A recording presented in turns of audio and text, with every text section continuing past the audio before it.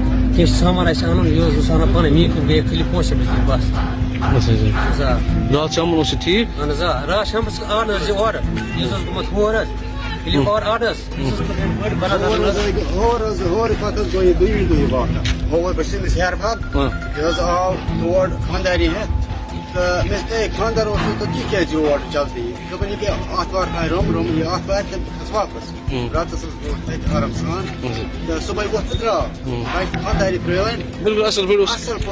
ناظرین، آپ نے اس ویڈیو کو دیکھا ہے، آپ کی کیا رائے ہے اس ویڈیو کے بارے میں کمنٹ سیکشن میں مجھے ضرور جواب دیجیے گا۔ مہربانی کر کے اس کے لیے دعا ضرور کرنا، اللہ تعالیٰ اسے جنت الفردوس عطا کرے اور اس کے گھر والوں کو صبر دے۔ اور جو بھی اس ویڈیو کو دیکھتا ہے اس ویڈیو کو زیادہ سے زیادہ شیئر کرنا۔ ناظرین، اس کی بہن جو ہے ان دنوں اس کی بھی شادی تھی۔